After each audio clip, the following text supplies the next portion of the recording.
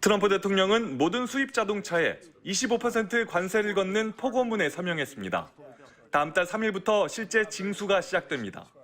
또 한 달 안에 엔진, 트랜스미션과 같은 외국산 부품까지 확대됩니다. If you don't have factories here, they're going to have to get going and build them because otherwise they have to pay tariffs. Very simple. 같은 날 현대차 그룹은 미국 조지아주 서베너에서 세 번째 현지 생산 공장을 준공했습니다.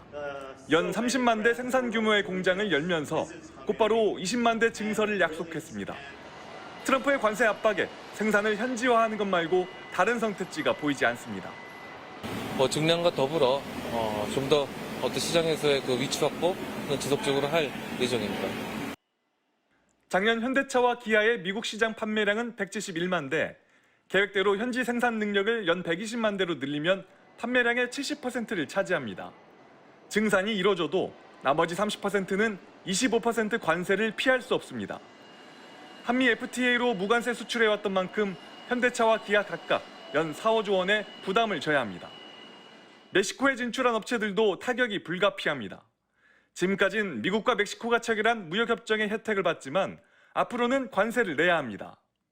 기아는 멕시코 공장에서 14만여 대를 만들어 미국에 팔고 있고 100여 개 부품사들도 직접 영향권에 듭니다. 트럼프 대통령 앞에서 31조 원 투자 계획을 발표했던 현대차는 일개 기업의 힘으론 역부족이라고 호소합니다.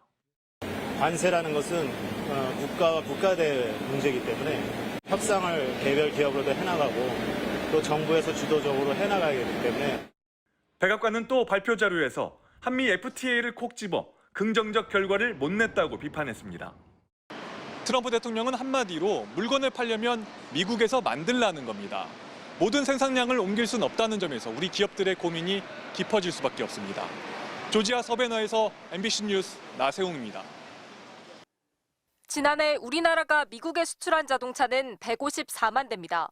현대차, 기아가 97만 대, 한국 GM이 41만 대에 달합니다.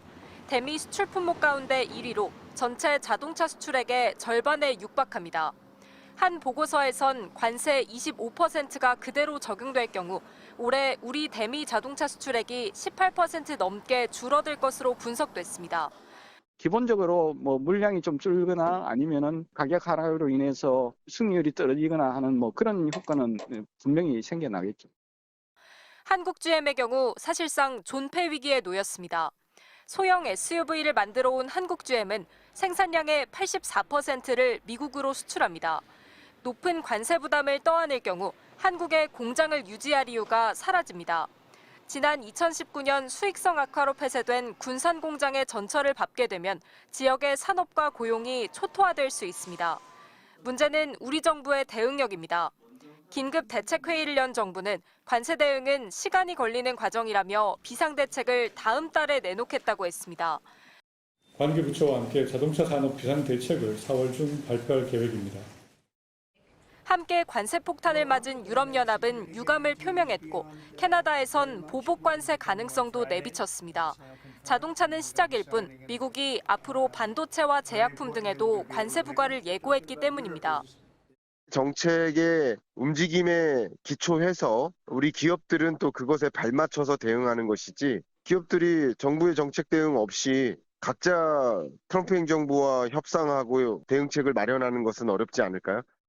한덕수 대통령 권한대행은 6개 경제단체장들과 만나 미국 정부와 소통하겠다고 강조했지만 직접적인 접촉 계획은 아직 내놓지 않았습니다. MBC 뉴스 송재원입니다.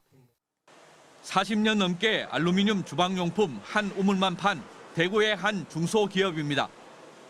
사드 보복으로 중국 수출이 끊기고 일제강제징용과 위안부 판결 이후 일본 수출길까지 막히면서 내수 외에는 주로 미국 수출에 집중하고 있습니다.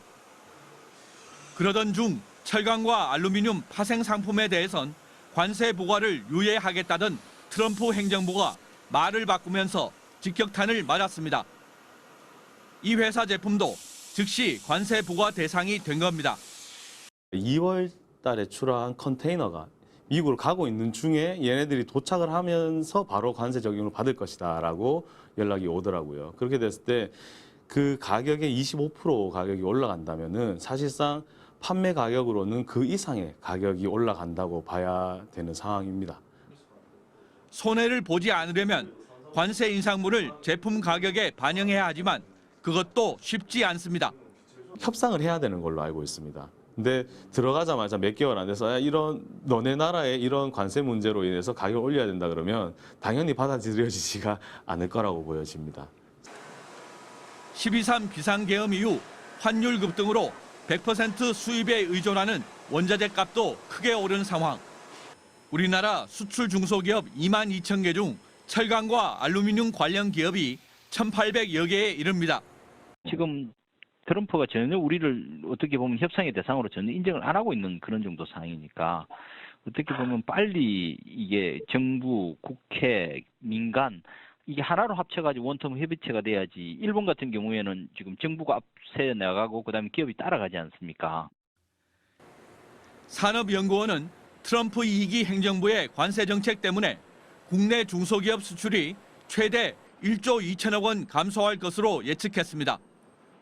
시간이 걸리는 정부 대책은 그대로 추진하되 당장 기업들이 체감할 수 있도록 관세 환급 제도를 손봐야 한다는 주장도 나왔습니다. MBC 뉴스 도건협입니다.